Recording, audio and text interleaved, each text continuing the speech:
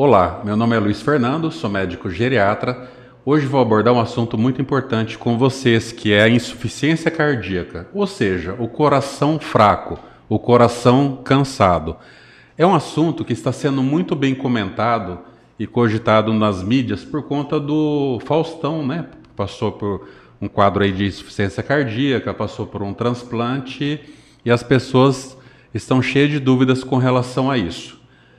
É uma doença relativamente comum dentro da população idosa, né, que o coração vai ficando fraco aí por inúmeros motivos, as causas são inúmeras. E hoje eu trouxe aqui para nos ajudar a falar sobre o assunto o Dr. Fábio Fumagalli. Ele é cardiologista aqui de Araçatuba. E dentro da geriatria nós temos uma parceria muito grande dentro com a cardiologia, porque afinal o idoso muitas vezes abre um quadro de hipertensão arterial, nós vamos tratando.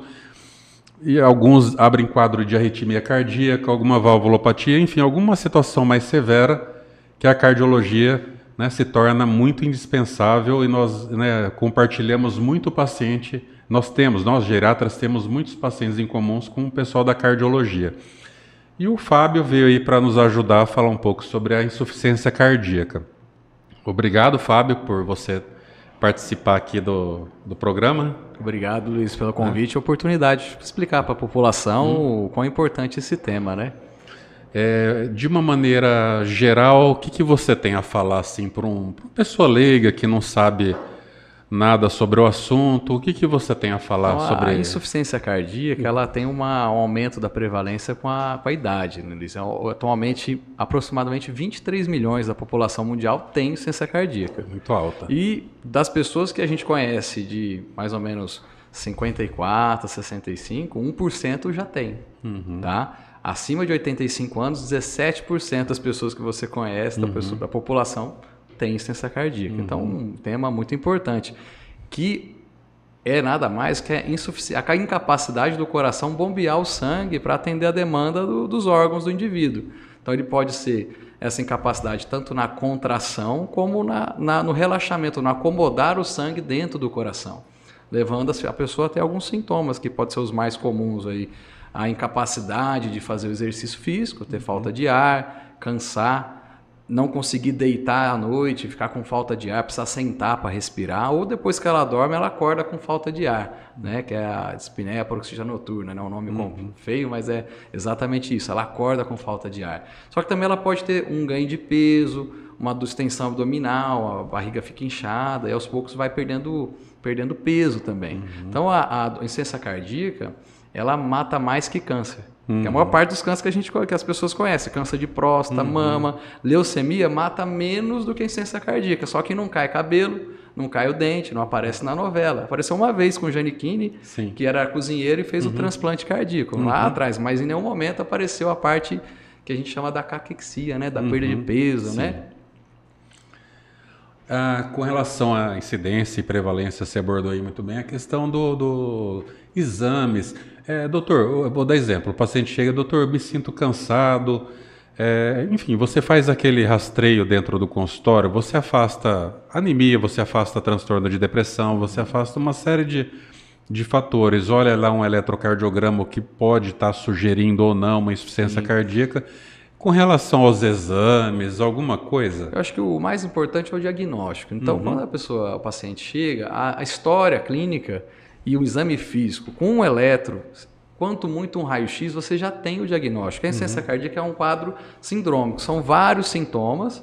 E aí você tem a síndrome de insuficiência cardíaca. Se ela é causada por anemia, uma deficiência de vitamina ou uma tireoidopatia, aí é um complemento. Mas o diagnóstico ele tem que sair do consultório. Isso. Com o diagnóstico e já alguma orientação, alguma medicação para alívio, porque esses pacientes em 5 anos, 35% têm mortalidade em 5 anos, dependendo da gravidade. E eles reinternam muito. Então, às vezes, em 30 dias, se você for demorar 60 dias para ter os exames todos, a pessoa já até internou. Né? Então, com os exames complementares, eles só vão estratificar ou dar o grau de gravidade desse indivíduo. Então, o ecocardiograma ele vai dar a gravidade da válvula, se ele vai ter uma gravidade maior da disfunção, da redução da força, sugerir uma doença de coronária, mas a síndrome ele tem que sair do consultório com o diagnóstico. Então, em cardiologia, a gente tem uma máxima, quase 90% dos diagnósticos você faz com uma história clínica, um exame físico, um eletro e um raio-x. Ponto. O resto é complemento. Tá? Bom, e tem vários estágios, né?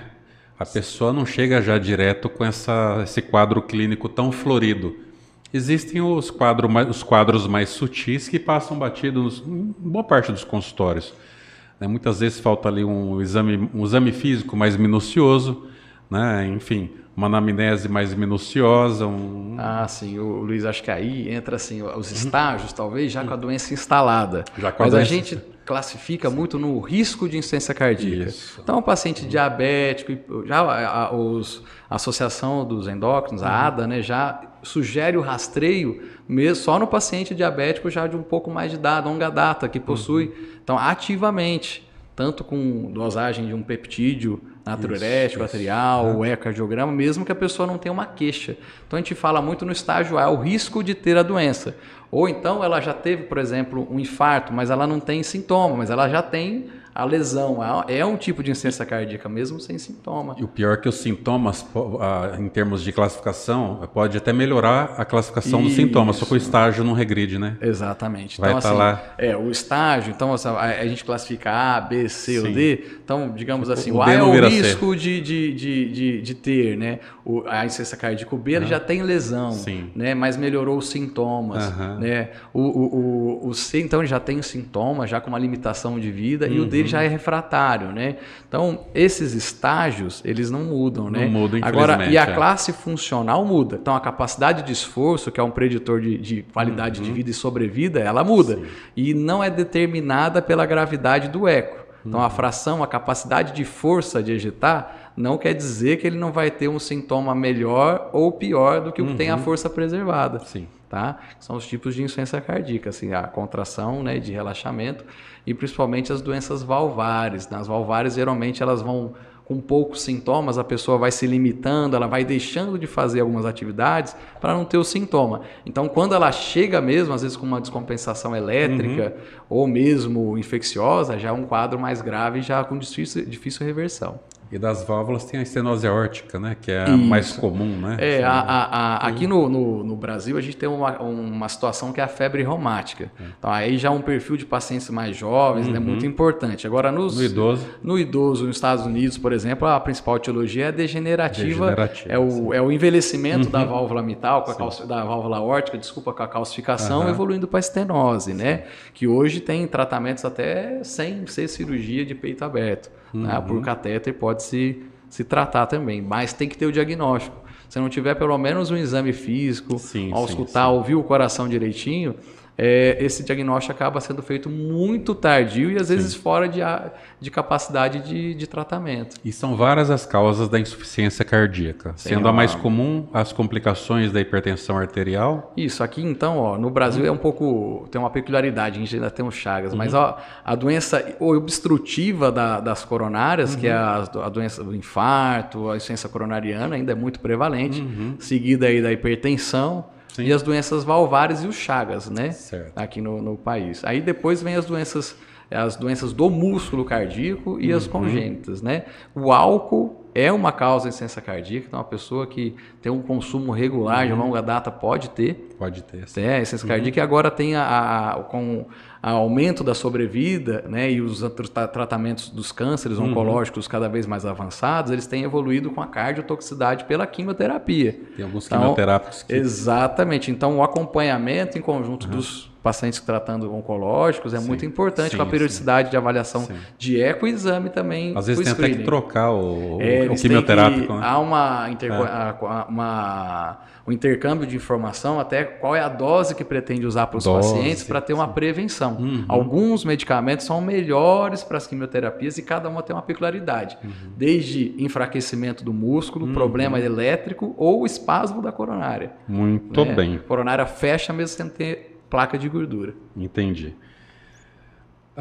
Bom, sobre a insuficiência cardíaca foi falado que ela é mais comum na pessoa idosa, né? Porque ela vai aumentando com a prevalência, né? Isso. Com o envelhecimento da população. Então, atualmente a gente fala 50-50. Metade é insuficiência cardíaca por incapacidade de contração e metade por incapacidade de acomodar o sangue dentro do coração. Só que com o envelhecimento, essa proporção está indo mais para a insuficiência cardíaca com a força preservada, devido a comorbidades, obesidade, principalmente com hipertensão, apneia do sono, levando aí as insuficiências cardíacas com a força preservada de contração, principalmente no idoso. Certo. Foi falado a questão do Faustão, né, que chegou ao ponto de ter que fazer um transplante e tudo mais. Nessa condição que o paciente está com uma insuficiência cardíaca mais avançada, para andar 10 metros já fica exausto, né? Aquela situação toda, algumas vezes ofegante, né? Até mesmo para falar. Numa situação dessa de transplante cardíaco, aqui no Brasil está difícil essa questão? Como é que funciona? Eu tive uma experiência na minha formação desde o segundo ano, que eu acompanhava os transplantes pediátricos, depois no adulto, quando a gente já está na residência, no final, eu fiz na graduação, acompanhava, até minhas iniciações científicas eram nisso. Então, existe uma grande dificuldade em achar o doador adequado. Então, você tem que ter o tamanho do indivíduo adequado, o tipo sanguíneo, o painel imunológico, né? E a gente chama o tempo de isquemia, o tempo de coração parado. Então, ele tem que estar num ponto que você consegue trazer o órgão a tempo de receber. Então, são várias dificuldades para chegar nisso e a pessoa tem que ser doador. Entendi. Tá? Aí, a indicação do transplante cardíaco é um detalhe. Então, assim, não é a pessoa... Ela vai evoluir. O tratamento definitivo da insuficiência cardíaca, quando ela não é a causa. Então, se é a válvula, trocar a válvula, se é a coronária, abrir a coronária, né? Agora, se é o músculo já está fraco como um todo, aí o tratamento definitivo, além dos remédios, às vezes um adjunto do marca-passo é o transplante. Certo. Só que nesse ponto, a pessoa também tem que ter condições. Então, ela tem que estar com suporte adequado, às vezes medicamentos na veia, né? E ela já tem lesões de outros órgãos, geralmente já tem uma insuficiência renal, tem algumas outras complicações. Então o time do transplante é difícil.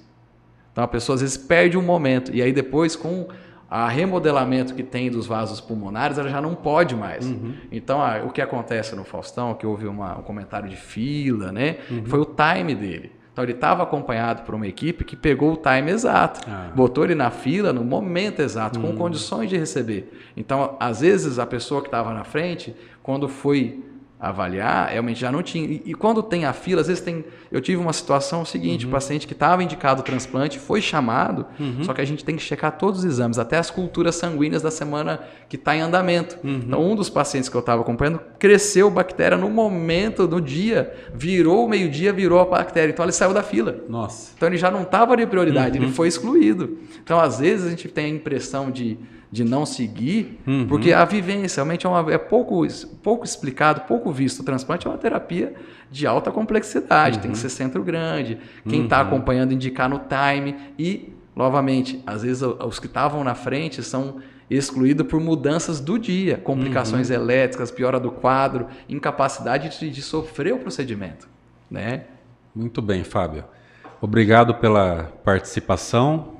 Acredito que aqui foi explicado muita coisa dentro da área da insuficiência cardíaca e fico muito feliz aí por você acrescentar nosso canal 60 Mais Araçatuba e região. Estamos disponíveis aí a qualquer momento. Muito obrigado. Tá? Um abraço. Tá? Até mais, pessoal. E se você gostou do assunto, se inscreva no canal para nos seguir e ficar por dentro dos próximos assuntos.